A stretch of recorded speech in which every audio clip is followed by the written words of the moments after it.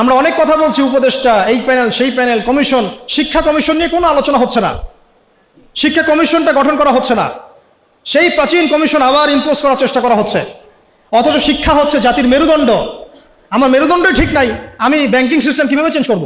দৈন্যতা দেখেন। আমাদের স্বাধীনতার কত বছর হয়েছে? 50 পার হয়েছে না? আচ্ছা, আপনারা তো আমার চেয়ে অনেক ভালো জানেন, আমার চেয়ে আপনারা অনেক ভালো জানেন বাংলাদেশে প্রাইমারি স্কুলের সংখ্যা কত? কেউ কি বলতে পারবেন এক্সাক্ট ফিগারটা কত? কেউ বলতে পারবেন? আচ্ছা, আমরা একটা গেস করি। 10 লক্ষ হবে? হবে না মনে হয়। 1 লক্ষ হবে? 1 লক্ষ হবে? 68,000 হবে? হওয়ার তো কথা। 68,000 তো হওয়ার কথা। আচ্ছা, আমি এটা বাদ দিলাম। স্কুল আছে, চলে কাদের আন্ডারে? গভর্নমেন্টের আন্ডারে, তাই তো? গভর্নমেন্ট তো চেঞ্জ হয়েছে বিভিন্ন সময়, হয়েছে না? আচ্ছা, মূল দৈন্যতা ধরে নেন, এটাই শেষ অংশ আলোচনা। এই অ্যাপ্রক্সিমেটলি 50,000 প্রাইমারি স্কুলে নিঃসন্দেহে 5 লাখ স্টুডেন্ট পড়াশোনা করে কমপক্ষে, অথবা 10 লাখ, অথবা 15 লাখ, অথবা 20 লাখ। আপনি সমস্ত স্টুডেন্টদেরকে যারা ক্লাস 5 পাস করেছে সবাইকে একটা ময়দানে জড়ো করেন, তাদের সবাইকে শুধুমাত্র সূরাতুল ফাতিহা এর তেলাওয়াতটা শুদ্ধ হয় কিনা যাচাই করেন, দেখবেন 90% তেলাওয়াত ঠিক নাই। যে 10% তেলাওয়াত ঠিক আছে তারা শিখেছে বাসায় বা কোনো হুজুরের কাছে বা কোনো মক্তবে, নট স্কুলে। এটা আপনার মুসলিম প্রধান দেশের শিক্ষা ব্যবস্থা। I am very sorry to say, এবং আমি ক্রিটিসাইজ করতে চাচ্ছি না, আমি জাস্ট নসিহতমূলকভাবেই বলছি কথাগুলো। কারণ আমরা এই জাতির একটা পার্ট তো অবশ্যই। এই জাতি তো আমাদেরও, এই সমাজ তো আমাদেরও, এই রাষ্ট্র তো আমাদেরও। নাকি আমরা ভেসে আসছি? আপনার ছোট্ট মেয়েটা বা ছেলেটা বা আপনার ভাই বোন যে ক্লাস 5 পাস করেছে প্রাইমারি স্কুলে বা কোনো বেসরকারি স্কুলে বা কোনো ইংলিশ মিডিয়াম স্কুলে, সে আল কোরআন তেলাওয়াত তো দূরে থাক, সূরা ফাতিহা বিশুদ্ধ করে পড়তে পারে না। আর আমরা নিজেদেরকে মুসলিম দাবি করছে। তার মানে আমরা কোরআনকে গুরুত্ব দিই না, সিম্পল। আপনার ওই ক্লাস 5 পাস করা ছেলেটা বাংলা পারে, কবিতা পারে, ইংরেজি পারে, অঙ্ক পারে, সবই পারে, কোরআন পারে না। তার মানে আপনি কোরআনকে গুরুত্ব দেন না, সিম্পল। কোরআন আপনার কাছে 4th সাবজেক্ট, আমার কাছে 4th সাবজেক্ট। মুসলিম প্রধান দেশের শিক্ষা সিস্টেম। আমরা অনেক কথা বলছি, উপদেষ্টা, এই প্যানেল, সেই প্যানেল, কমিশন। শিক্ষা কমিশন নিয়ে কোনো আলোচনা হচ্ছে না। শিক্ষা কমিশনটা গঠন করা হচ্ছে না। সেই প্রাচীন কমিশন আবার ইম্পোজ করার চেষ্টা করা হচ্ছে। অথচ শিক্ষা হচ্ছে জাতির মেরুদণ্ড। আমার মেরুদণ্ডই ঠিক নাই, আমি ব্যাংকিং সিস্টেম কিভাবে চেঞ্জ করব? খালি মদের বোতল চেঞ্জ করলে হবে? নাকি নতুন বোতলে পুরাতন মদ খাওয়াতে চাচ্ছেন? কোনটা? এটাই তো। মদের বোতল চেঞ্জ করলে হবে? আমরা কি নতুন কোনো বোতলে সেই পুরাতন মদ খেতে চাই? এবার আসেন, এই 50,000 প্রতিষ্ঠানের স্টুডেন্টদের কথা বাদ দেন, তাদেরকে যারা পড়ায় সেই সমস্ত শিক্ষকদেরকে একটা জায়গায় বসান। এই সমস্ত শিক্ষকদের কোরআন তেলাওয়াত চেক করেন। তাদের 90% কোরআন বিশুদ্ধ করে তেলাওয়াত করতে পারে না। তারা আপনার বাচ্চার শিক্ষার দায়িত্ব নিয়েছে। আমার বাচ্চাকে এমন একজন টিচার পড়ায় যে আল্লাহর কিতাব পড়তে পারে না, যে মুসলিম। আমি অমুসলিমদের কথা বলছি না, এখানে কোনো অমুসলিমদের কিনা আলোচনা হচ্ছে না, ঠিক আছে? সরায় দেন।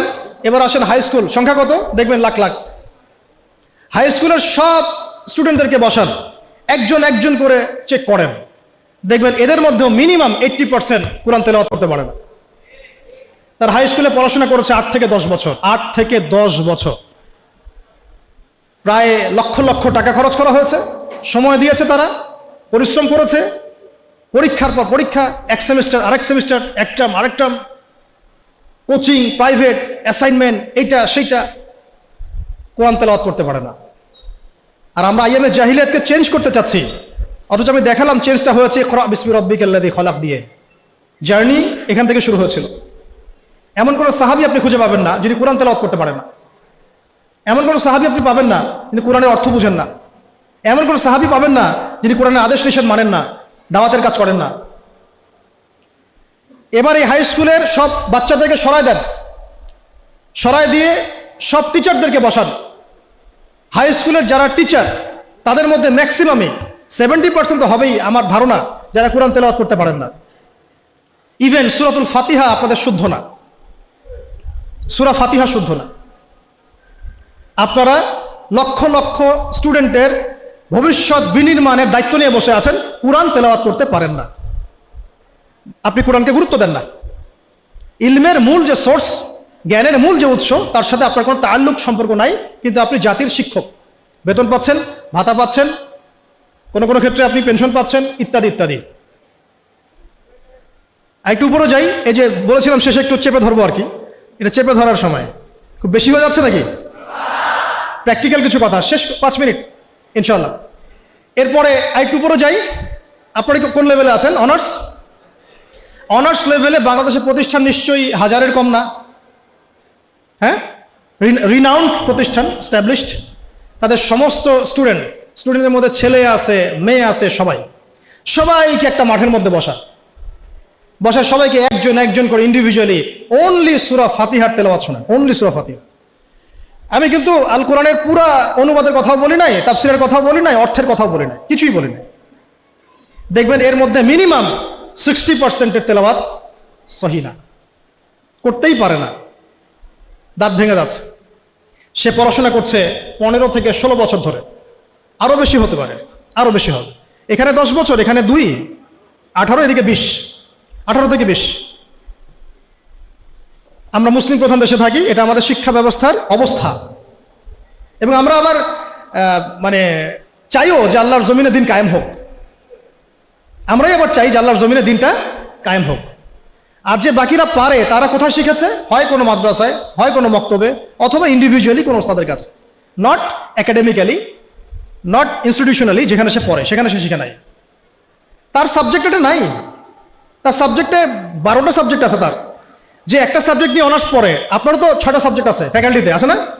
ওই সাবজেক্টের মধ্যে কোরআন নাই, তাফসীর বলিনি আমি, অর্থ বলি নাই, হিফজও বলি নাই, ভাষাও বলি নাই, কোরআনের সাহিত্যের কথা বলি নাই, শুধু বলেছি কোরআন তেলাওয়াতটুকু নাই। আপনারা কি দাবি করেন যে আপনারা মুসলিম প্রধান দেশে থাকেন? এটা একটা চরম সেকুলার স্টেট, এটা ইসলামিক স্টেট নয়, এটা একটা চরম রকমের সেকুলার স্টেট, যেখানে নামাজ, রোজা, হজ, যাকাত, তাসবিহ, তাহলিলের মধ্যে ইসলামকে সম্বন্ধ করা হয়েছে। শিক্ষা, অর্থনীতি, রাজনীতি, সংস্কৃতি, এগুলো থেকে ইসলামকে মাইনাস করে দেওয়া হয়েছে। এটাই জাতির সবচেয়ে বড় দুঃখ, সবচেয়ে বড় দুর্দশা। আল্লাহ পাক আমাদেরকে বোঝার তৌফিক দান করেন। এবার এই সমস্ত অনার্স পড়ুয়া ভাইদের, বোনদের, টিচারদেরকে আমরা বসাতে চাই একটা জায়গায়। এটা কল্পনা করছি আর কি, আমরা অঙ্ক করি মনে মনে, বসান, একজন একজন করে আপনি চেক করেন। তারা বাংলায় পারদর্শী থাকবে, সাধারণ জ্ঞান তারা জানবে, সাম্প্রতিক বিশ্ব তাদের মুখস্থ থাকবে, তারা কেউ কেউ বিসিএস ক্যাডার হবেন, আরও বড় হতে পারেন, ইংরেজি একদম ফ্লুয়েন্টলি বলে দিবেন, আমি যে লেকচার দিলাম সেটা ইংরেজিতে অনুবাদও করতে পারবেন, এবং রাষ্ট্রীয় বড় বড় দায়িত্বে তারা থাকবেন, বেতন পাবেন, ভাতা পাবেন, বাড়ি গাড়ি পাবেন। বাট আপনারা অন্তত 50% তাদের কোরআন তেলাওয়াত করতে পারেন না। আপনারা লক্ষ লক্ষ তরুণ প্রজন্মের মেরুদণ্ড গড়ার কারিগরের দায়িত্ব নিয়েছেন কোরআন ছাড়াই, কোরআনের সাথে কোনো রকম সম্পর্ক ছাড়াই। হ্যাঁ, ওই বয়সে গিয়ে অনেকে হয়তো চিল্লা দিচ্ছেন, তাবলীগে সময় দিচ্ছেন, বা কোনো মসজিদে যাচ্ছেন, কোনো হুজুরকে ধরছেন, ধরে শিখছেন, তাদের সংখ্যা 0.111%, 0.0011%, খুবই কম। বেশিরভাগ তো বলছেন যে ফ্রি মিক্সিং থাকলে সমস্যা নাই, ক্লাসে এগুলো পড়ানোই যায়, ট্রান্সজেন্ডার এটা কোনো বিষয় না, হ্যাঁ, রিবা এটা কোনো বিষয় না, এই যুগে কি ওইসব বিষয় চলে, এগুলো মৌলবাদী বিষয়, ইত্যাদি ইত্যাদি। আপনারা পশ্চিমাদের ভাষায় কথা বলছেন।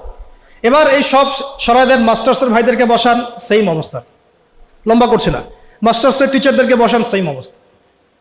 এখন বাইরে আছে আমাদের বেসরকারি ইংলিশ মিডিয়াম প্রতিষ্ঠানগুলো, তাদেরকে বসান, সেম অবস্থা। কিন্তু কোনো কোনো ক্ষেত্রে দেখা যায় তাদের মধ্য থেকে কোরআনের হাফেজ বের হয়েছে। এমনও ইংলিশ মিডিয়াম স্কুল আছে, আমি নিজেও একসময় কাজ করেছি, আমাদের পড়াশোনার ব্যাকগ্রাউন্ড তো এগুলোই ছিল আর কি। ওখানেও দেখতাম অনেক হাফেজ আছে, হচ্ছে, প্রাতিষ্ঠানিকভাবে হচ্ছে অথবা বেসরকারিভাবে হচ্ছে বা ব্যক্তিগত উদ্যোগে হচ্ছে। তো ইংলিশ মিডিয়াম প্রতিষ্ঠানগুলোকে বসান, সেম সেম অবস্থা দেখবেন। অন্যান্য সরকারি কারিকুলামের বাইরে যারা বেসরকারি স্কুল করেছেন তাদেরকে বসান, দেখবেন সেম অবস্থা। বেসরকারি স্কুল, বেসরকারি কলেজ, বেসরকারি ইউনিভার্সিটি, সেম অবস্থা। তাদের বড় বড় গর্জিয়াস প্রতিষ্ঠান আছে, বিশাল বিশাল ক্যাম্পাস, বিশাল বিশাল জমি, কোরআন নাই। ইল্লাল কোরআন, কুল্লু শাই মওজুদ, সবকিছু মওজুদ আছে, ইল্লাল কোরআন, কোরআন ছাড়া। যেটা যেটা আছে এটা এতই কম, এটা আই ওয়াশ শো ডাউন করা ছাড়া কিছু না। এটা আই ওয়াশ করা যে আমি কিছুটা কোরআন পড়াই। আমাদের ওস্তাদ একটা কথা বলেন, আমাদের ওস্তাদের কথা বলছি, ওস্তাদ হচ্ছেন আমাদের বাইতুল মোকাররমের বর্তমান খতিব।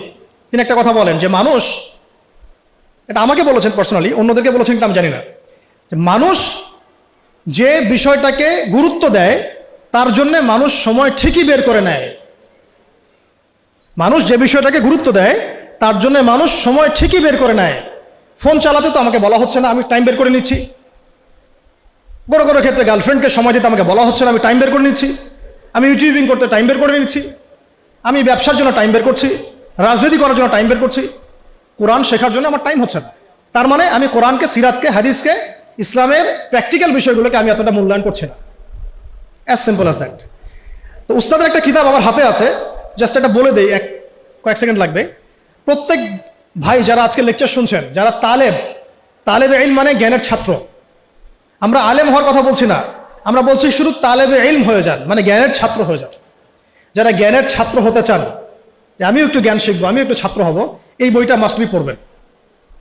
বইটার নাম হচ্ছে তালেবান ইলম পথ পাথেয়। এই তালেবান মানে তালেবান ভাই না, আমার আফগানিস্তানের তালেবান ভাইদের কথা বলা হচ্ছে না। তলেব মানে হচ্ছে কি?